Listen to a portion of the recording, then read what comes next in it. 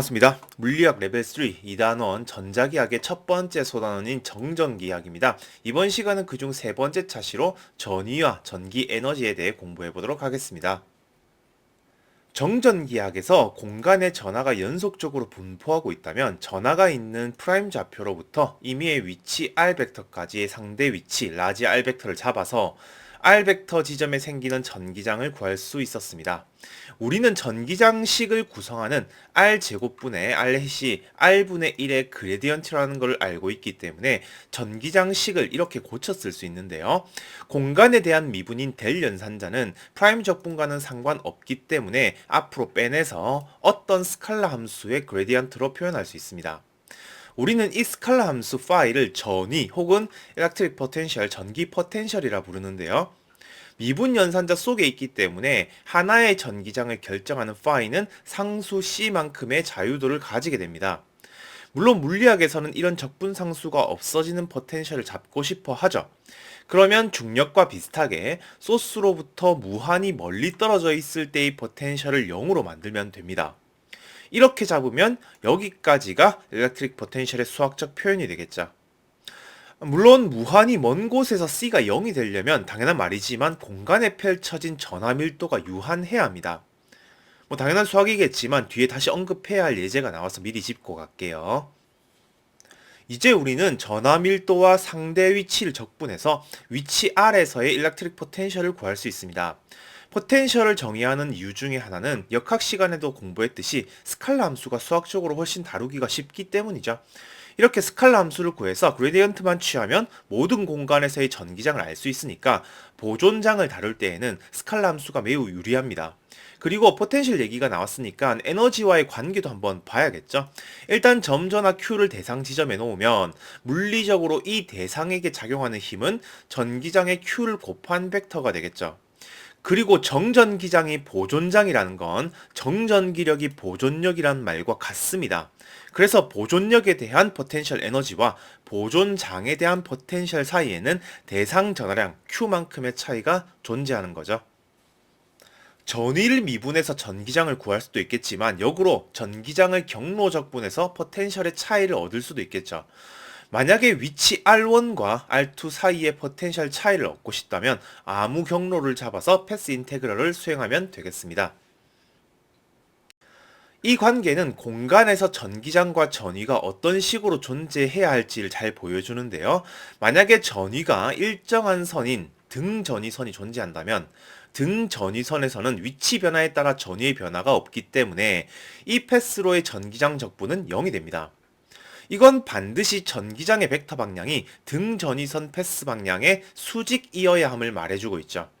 이걸 3차원으로 확장하면 전기장 벡터의 수직인 패스의 방향은 각 벡터를 법선 벡터로 하는 면이기 때문에 전위가 변하지 않는 공간이 면으로 나타납니다. 그래서 실제로 3차원 공간에서는 등전위 면이 나타나는 거죠.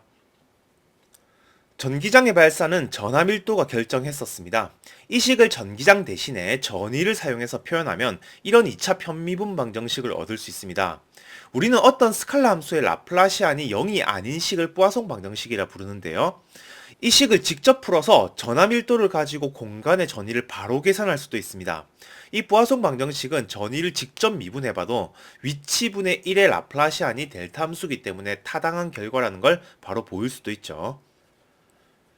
이제 전하를 가진 입자계의 전기적 위치 에너지를 계산해 보겠습니다.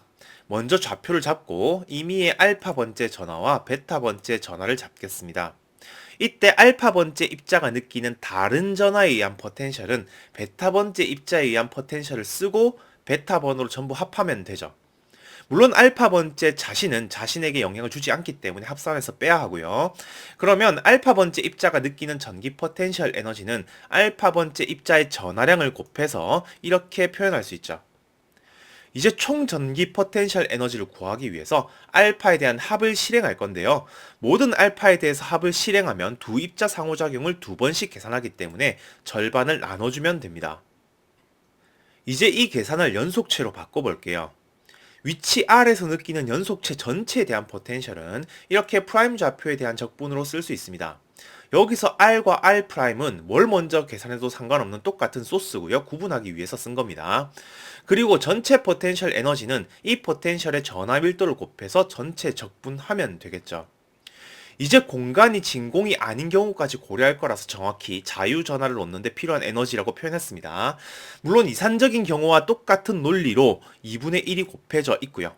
이렇게 연속체로 쓸 경우에는 부피가 0인 지점의 전하량이 0이기 때문에 자기 자신의 위치를 뺄 것도 없이 모든 소스에서 적분하면 된다는 장점이 있습니다. 그리고 이 식은 이대로 둬도 되지만 자유전하 밀도의 존재가 대체장의 발산을 만들기 때문에 이렇게 변형할 수도 있는데요. 그러면 적분 내부에 있는 전위와 대체장 발산의 곱을 부분 적분으로 표현할 수 있습니다. 여기서 첫 번째 항은 발산 정리를 사용했고요. 두 번째 항은 전위의 그레디언트 표현을 전기장으로 바꾼 거죠. 그리고 여기에 표시한 서피스와 서피스 내부 적분은 기본적으로는 소스 공간을 말하는 건데요. 사실 소스를 포함하기만 하면 어떤 공간이든 상관없습니다. 왜냐면 소스가 없는 곳까지 전부 적분해도 이 식의 포텐셜 계산의 내부가 소스가 없는 경우에는 무조건 0이기 때문이죠. 그러니까 소스만 포함하면 아무 공간을 잡아서 적분해도 올바른 전기 포텐셜 에너지를 계산할 수 있다는 뜻입니다. 따라서 우리는 전기 포텐셜 에너지 식을 간단히 하기 위해서 적분 공간을 무한히 크게 확장할 겁니다. 이렇게 되면 첫 번째 항의 각 물리량은 무한히 커지는 적분 공간의 반지름 R에 대해서 각각 이렇게 수렴하게 되고요. 이건 유한한 소스를 감싸는 무한한 공간의 적분에 의해서 0으로 수렴합니다. 그러면 남은 건 전기장과 대체장의 내적을 부피 적분하는 항인데요. 첫 번째 항을 쓰지 않고 두 번째 항만으로 전기 포텐셜 에너지를 표현하려면 모든 공간의 전기장과 대체장의 내적의 합을 계산하면 되죠. 이제 우리는 전기 포텐셜 에너지를 계산할 때 소스가 가지고 있는 전하량과 자신이 만들어내는 소스 공간의 포텐셜을 계산해서 얻을 수도 있겠지만 모든 공간에 형성되는 전기장과 각 지점에 생기는 추가 분극까지 고려한 대체장과의 내적을 모든 공간에서 합하는 것으로도 계산할 수 있게 된 겁니다. 그리고 전체 에너지가 전기장의 공간 합으로 만들어지기 때문에 물리학에서는 공간에 형성되어 있는 전기장 자체가 전기 에너지를 가지고 있다고 해석합니다. 그러니까 전기 에너지는 이런 미소 공간에 전기장과 대체장의 내적의 절반을 가지는 에너지 밀도로 나눠져 있다고 볼 수 있는 거죠. 물론 분극이 생기지 않는 진공이라면 전기장 크기 제곱으로 계산될 거고요. 먼저 전기장 단원에서 공부했던 균일하게 대전된 원판으로 먼저 연습하겠습니다. 원판의 반지름은 라지 R, 균일한 면전화 밀도는 시그마입니다. 원판이 만드는 중심축의 전기장을 계산할 때 원판의 중심을 원점으로 하는 좌표를 잡고 전하 소스의 좌표를 R' 벡터, 대상 위치의 좌표를 R 벡터로 뒀었죠. 역시 원통 좌표계 표현입니다. 그러면 전기장은 면전화 밀도 분포를 이용해서 이렇게 표현할 수 있었습니다. 이걸로 지축 위에서의 전기장을 계산했었죠. 여기서는 전기장을 직접 계산하기보다 전위를 계산해 보겠습니다. 스칼라 계산이기 때문에 계산 자체는 훨씬 편할 겁니다. 일단 소스와 대상 좌표를 대입해서 소스 범위를 원판으로 지정해줘야겠죠. 여기서는 전기장 계산에서처럼 단위 벡터를 신경 쓸 필요가 없습니다. 방위각 적분은 그냥 2파이가 나오고요. S 방향에 대한 적분을 실행하기 위해서 치환 적분하겠습니다. 세타 프라임은 전기장에서와 같이 상대 좌표와 지축이 이루는 각이고요. 세타 프라임의 범위는 최대 알파까지 잡힙니다. 그러면 이렇게 식을 정리할 수 있죠. 적분식은 시컨트 함수니까 지축 위에서의 전위는 이렇게 됩니다. 전위를 지축에 대해서 미분하면 지축 성분의 전기장을 얻게 되는데요. 이 결과는 전기장에서 계산했던 결과와 동일합니다. 다만 전위의 지축 기울기만 계산했기 때문에 전기장의 다른 성분이 0이라는 걸 아직 알지는 못합니다. 실제로는 타원 적분을 통해서 모든 공간의 전위를 계산할 수도 있는데요. 더 복잡한 계산은 다른 곳에서 소개할게요. 여기서도 소개할 수학적 기법들이 좀 있어서요. 여기서 한 가지 짚고 가야 할 부분이 있습니다. 만약에 평면판의 반지름이 무한해진다면 전기장의 지축 성분만 이렇게 나타나게 됩니다. 이때는 명백히 공간 자체가 XY 평행이동의 대칭이기 때문에 전기장의 다른 성분은 존재할 수 없죠. 전기장은 이렇게 유한한 값으로 나타나는데요. 포텐셜 식을 보면 라지 R이 발산하게 되면 포텐셜도 모든 공간에서 발산하는 형태로 나타나게 됩니다. 이건 앞에서도 언급했지만 소스가 무한해지기 때문에 나타나는 현상이죠. 이렇게 되면 우리가 사용하는 포텐셜식의 기준점을 잡을 수 없는 상태이기 때문에 두 지점의 포텐셜 차이만 의미가 있고요. 이렇게 구하는 포텐셜은 유용하지 못한 결과를 주죠. 두 번째는 균일한 면 전압밀도 시그마로 이루어진 반지 및 라지 R인 구껍질입니다. 역시 구의 중심을 원점으로 하는 좌표를 잡고 전하 소스의 좌표를 R' 벡터, 대상 위치의 좌표를 R 벡터로 잡았습니다. 구대칭이기 때문에 지축 위를 잡아도 모든 반지름을 구한 거나 다름없었죠. 그리고 구면 좌표계를 사용할 거기 때문에 지축과 소스 벡터 사이의 각도는 세타가 되어야겠죠. 그러면 면 전압 밀도에 의한 전기장은 이렇게 표현되었고요. 이건 이미 첫 차시에 모두 계산했었습니다. 그래서 우리는 전위를 계산할게요. 위치 벡터에 소스와 대상 위치를 대입해서 정리해보면 전기장을 계산할 때와 비슷하게 파이 적분은 2파이가 되고요. 세타 적분은 이렇게 치환하면 쉽게 정리할 수 있죠. 이 적분을 하는 거는 어렵진 않지만 다양한 수학적 기교를 연습해보는 것도 좋고 새로운 특수함수 공부할 겸 해서 조금 특별한 방법으로 풀어보겠습니다. 일단 G와 R 중에서 큰 것을 베타, 작은 것을 알파로 두겠습니다. 같으면 아무거나 상관없고요. 이제 근호 내부에서 베타를 끄집어내 보면 적분 내부에 있는 근호 부분을 르장드르 급수로 바꿀 수 있다는 사실이 보이게 됩니다. 르장드르 함수의 수학적인 성질은 소단원 마지막 차시에 소개하겠습니다. 그러면 L에 대한 서메이션을 적분 밖으로 꺼내서 이렇게 정리할 수 있는데요. 여기서 오더가 0인 르장드르 함수는 그냥 1이기 때문에 곱해 두었습니다. 이걸 곱하는 이유는 르장드르 함수의 직교 조건을 쓰기 위함이죠. 이 직교 조건에 따라서 서메이션 중에 L이 0인 오더만 살아남고 이렇게 간단히 계산할 수 있습니다. 물론 그냥 적분해도 되고요. 그러면 구껍질의 외부에서와 내부에서의 전위는 각각 베타의 큰 값을 집어넣으면 되죠. 만약에 구껍질에 존재하는 총 면전압 밀도가 Q라고 하면 각각의 전위는 이렇게 쓸 수도 있고요. 전위를 모두 구했으니까 그레디언트를 취해서 전기장도 모두 구할 수 있습니다. 어차피 지축 방향은 반지름 R 방향으로 일반화할 수 있으니까요. 전위와 전기장의 반지름 성분을 반지름 위치 R에 대한 그래프로 그려보겠습니다. 먼저 전기장의 반지름 성분을 그려보면 구 내부에서는 0이고요. 구 외부에서는 반지름 제곱에 반비례할 겁니다. 위치 R에서 전기장이 연속하지 않은 이유는 면전압 밀도가 존재하기 때문인데요. 전기장의 크기 차이가 정확히 경계 조건을 만족합니다. 그리고 전위도 그려보면 구 내부에서는 일정하게 나타나다가 구 외부에서는 반지름에 반비례하는 형태로 나타납니다. 전위로 경계 조건을 해석할 때는 일단 모든 경계에서 연속이지만 경계에서 면전압 밀도가 있을 경우에 그 경계가 미분 불가능한 지점이 되는데요. 이 지점의 기울기 차이가 바로 전기장의 경계 조건을 만족한다고 해야겠죠. 그리고 소스가 유한하기 때문에 소스로부터 무한히 먼 곳에서의 전위는 0이 됩니다. 그리고 이번 예제에서는 모든 공간의 전기장을 알고 있기 때문에 구껍질 전하 분포가 가지는 전기 에너지를 구해볼 수도 있습니다. 분극이 없는 공간으로 보고 전기장 제곱으로 썼습니다. 전기장은 구 내부에서 0이니까 적분 구간은 구 밖의 전체를 잡으면 되겠죠. 그러면 이런 결과를 얻게 됩니다. 물론 이 결과는 경계 위치에 전하랑 Q가 있을 때 에너지와 같은 결과를 주죠. 사실 전하 분포로부터 전위를 직접 계산할 수도 있습니다. 일단 부피 전압 밀도가 모든 공간에 없는 상태이기 때문에 구의 내부든 외부든 라플라스 방정식을 풀면 됩니다. 그리고 구 좌표계에서의 라플라시안을 써보면 전압 분포가 구면 대칭이기 때문에 전위의 세타나 파이에 대한 미분은 모두 0이 됩니다. 그러면 내부든 외부든 동일하게 반지름 항에 대한 미분 방정식을 풀면 되는 거고요. 여기서 이 부분이 상수면 되기 때문에 적절한 적분 상수 두 개의 CD를 이용해서 공간상의 전위가 이런 꼴이라는 걸 알 수 있습니다. 그러면 안쪽이든 바깥쪽이든 함수꼴은 같으니까 적분 상수만 다르게 표현해 볼게요. 이제 적분 상수들을 구하기 위해서 경계 조건을 사용해야 하는데요. 먼저 무한히 먼 곳의 전위가 0이라는 조건으로부터 D는 0이 되어야 합니다. 그리고 원점에서의 전위도 유한해야 하기 때문에 A도 0이 되어야 하죠. 그리고 경계에서는 전위가 연속하면서 면전화 밀도만큼의 기울기 차이가 나야 하기 때문에 적분상수 사이의 관계는 이렇게 됩니다. 이걸로 앞에서와 완전히 같은 결과를 얻을 수 있죠. 마지막으로 균일한 전하밀도 로로 꽉 찬 반지름이 라지 R인 구입니다. 마찬가지로 구의 중심을 원점으로 하는 좌표를 잡고 전하 소스의 좌표를 R' 벡터, 대상 위치의 좌표를 R벡터로 잡겠습니다. 그러면 이 전하 밀도에 의한 전기장은 이렇게 표현할 수 있고요. 전위는 이렇게 되죠.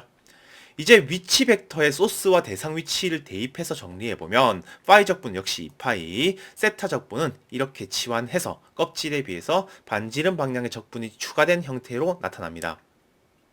이 계산도 G랑 R' 중에서 큰 값을 베타로 잡고 이렇게 정리해서 이 부분을 르장드르 급수로 바꾸겠습니다. 그러면 이렇게 정리되는데요. 마찬가지로 르장드르 함수의 직교 조건을 쓰기 위해서 오더가 0인 르장드르 함수를 곱했습니다. 이렇게 되면 전위는 이렇게 반지름 적분만 남긴 상태로 정리할 수 있죠. 이제 구의 외부에서와 내부에서의 전위를 얻으려면 베타의 G랑 R' 중에서 큰 값을 집어넣으면 됩니다. 만약에 구의 외부라면 모든 R'이 G보다 작기 때문에 베타는 그냥 G가 되지만 구의 내부라면 대상 위치 G 값을 기준으로 안쪽 소스는 베타의 G를 바깥쪽 소스는 베타의 R'에 넣어야 합니다. 적분은 이렇게 계산되고요. 전체 전하량을 Q라고 하면 구 안팎의 전위를 이렇게 표현할 수 있습니다. 역시 전위와 전기장의 반지름 성분을 반지름 위치 R에 대한 그래프로 그려보겠습니다. 일단 총 전하량 Q가 9대칭으로 되어 있다면 구의 외부에서는 구껍질에서의 결과와 같습니다. 구의 내부는 좀 다른데요. 전위가 구의 경계에서의 연속을 만족시키면서 2차 함수 형태로 형성되어 있다는 걸 알 수 있습니다. 그래서 구의 중심에서의 전위는 구껍질에서의 전위보다 1.5배 높죠. 이걸 미분하면 구 내부의 전기장의 반지름 성분이 1차 함수라는 걸 알 수 있습니다. 이건 이미 첫 번째 차시에서도 얻었던 결과였죠. 전체 전기 에너지도 계산해 보겠습니다. 분극이 없는 공간에서 전기 에너지는 모든 공간의 전기장 제곱을 합하면 되죠. 그런데 구의 외부에서의 전기장은 껍질과 완전히 같기 때문에 구 외부 공간 범위에 대한 적분은 똑같은데요. 여기에 구 내부에서의 전기장이 추가되었기 때문에 딱 20%의 에너지가 추가됩니다. 이건 똑같은 전하를 구껍질에 모두 모으는 것보다 구 내부까지 균일하게 채우는 게 더 많은 에너지가 든다는 뜻이죠. 왜냐면 총 전하량 Q를 구껍질에 모아놓는 것까지는 에너지가 동일한데요. 그 전하의 일부를 다시 구 내부로 가져오려면 구 내부의 전위가 계속 높아지기 때문에 더 많은 일을 해야 하기 때문이죠. 여기서도 전하 분포로부터 전위를 직접 계산해 보겠습니다. 구의 외부에서는 전하가 없기 때문에 라플라스 방정식을 그대로 풀면 되고요. 구의 내부에서는 전하 밀도 로가 있어서 포아송 방정식을 풀어야 합니다. 구의 외부는 구껍질에서와 동일하게 이런 형태의 해를 가지게 될 거고요. 구의 내부는 전하 분포가 구면대칭이기 때문에 라플라시안의 R 방향 미분만 뽑아내서 이런 미분 방정식을 풀면 되겠죠. 이걸 풀면 구의 내부는 이렇게 반지름에 대한 2차 식이됨을 알 수 있습니다. 이제 경계 조건을 이용해서 4개의 적분 상수를 전부 결정해야 하는데요. 앞에서와 같이 무한히 먼 곳의 전위를 0으로 해야 하기 때문에 D가 0이고요. 원점에서의 전위가 유한해야 하기 때문에 A가 0이죠. 나머지 2개의 조건은 경계면에서 연속 그리고 면전하 밀도가 없기 때문에 경계면에서의 미분도 연속이어야 합니다. 이걸 연립하면 B와 C를 결정할 수 있고요. 최종적인 전위를 앞에서 구한 것과 완전히 동일하게 얻을 수 있죠.